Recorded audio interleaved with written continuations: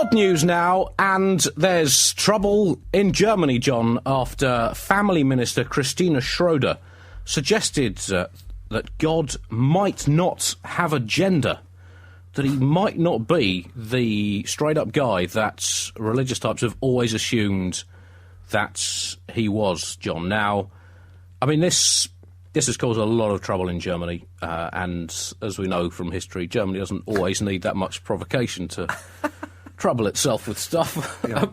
Particularly not when God of some kind or other is involved. But it's very interesting to suggest that God is not necessarily a guy. And I can see why people have got worked up about this, John, because when you look at God, you look at his tendency to do something adequately, then kick back before he's properly finished it and ironed out all the kinks, then rest on his laurels, expecting everyone to carry on giving him big props for shit he did ages ago. That's definitely a male trait for me. He's so proud to bouts of irrational temper. He finds compromise difficult, likes to get his own way. Didn't really take a hands-on role in his kid's upbringing, but started to interfere once he got older. And also a tendency to be either domineering or aloof in conversation. God is a guy, John. 100%. Because guys are different for women. Now, I've got that. Sure. I've got it now. Oh, I've got it. That's it's taken great, me, Andy. taken me 30 Your years career in is just comedy about to together. go through the roof. That is big time. It's a big news.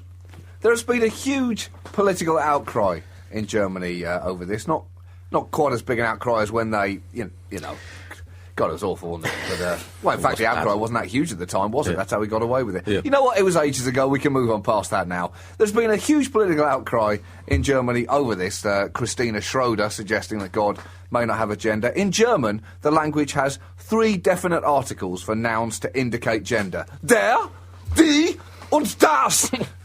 Beautiful language, Andy. Just so melodic, isn't it? The noun der Gott, or God, is masculine, but in an interview with Die Zeit, Schroeder argued that the article for God should not matter, and it could just as easily be the gender-neutral das Gott, claiming that the article doesn't mean anything. Big mistake, Andy. Big mistake. Not quite as big a mistake as when Germany... You know, it was just unforgivable, wasn't it?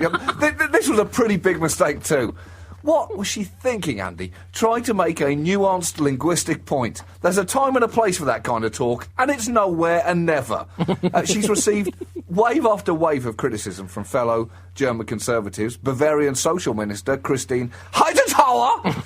She's such a beautiful, so sonorous, isn't it? It's like listening to birds tweeting of a morning.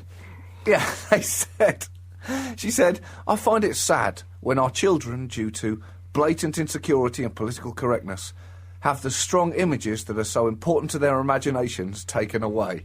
What strong images are they exactly, Andy? An old man in a white beard sitting on a cloud? Oh, that's right. That's far too important an entirely subjective image for children to lose. If they can't imagine an old Caucasian man sitting on a cloud above them, pulling the strings of the world, how are they going to keep not thinking about how else the world might work? But sadly, this gender Nazi, whoops, probably can't use that term, this gender Hitler hasn't stopped there. Because Schroeder has also criticised in the past the sexist gender roles in classic children's books, such as the Brothers Grimm fairy tales. She said they are often sexist. There are seldom positive female figures in there. Here's the thing, that would not be my first point of contention, Andy, with German fairy tales. So many of them in Germany seem to end with children having their hands cut off, for a start. Struwwelpeter alone, which of course written by Heinrich Hoffmann for his 3-year-old son, has some of the following stories in it. A violent boy who terrorises animals and people. Eventually he's bitten by a dog who goes on to eat the boy's sausage while he's bedridden. There is the dreadful story of the matches, where a girl plays with matches and then burns to death. There's the story of the Black Boys. Nicholas, St. Nicholas that is, catching 3 boys teasing a dark-skinned boy to teach them a lesson. He dips the 3 boys in black ink to make them even darker-skinned than the boy they teased. Good lesson, Germany. There is also the story of the Wild Huntsman. In it, a hare steals a hunter's musket and eyeglasses and begins to hunt the hunter. In the ensuing chaos, the hare's child is burned by hot coffee and the hunter falls into a well, presumably to his death. Sleep well, children! And of course, there's the story of the thumbsucker. A mother warns her son not to suck his thumbs. However, when she goes out of the house and he resumes his thumb-sucking, a roving tailor appears and cuts off his thumbs with giant scissors. Well, I guess that does explain, John, why through history some German children have grown up to be rather twitchy German adults. All I'm saying is, the gender bias of German fairy tales is the tip of a psychotic iceberg. There we go, historians, discuss. I'm about to start learning German. Are you? Yeah. For what, Chris? Well, I just For thought what? I wanted to get like these storylines truly in my head in their native tongue. Sure. I think they'll have a more poetic ring then. Yeah. Because I'm sure all those terrifying stories sound so much more soothing when they're barked at you in German. Yeah, because there is another story, of all apparently, languages. which you'll be able to read in the native German, which I'm sure will just be beautiful. One of the other stories is Die Geschichte von Superkasper, the story of the Soup Casper.